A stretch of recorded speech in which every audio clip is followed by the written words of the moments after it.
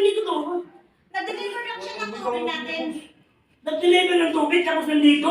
Hindi Sa likod pa ng refrigerator natin? Ano pinagagawa niyo dyan? Kasi Pinapaayos niyo po sa akin yung mga ano boss. kung saan ilalagay dito sa taas ko pinapalagay yung tubig.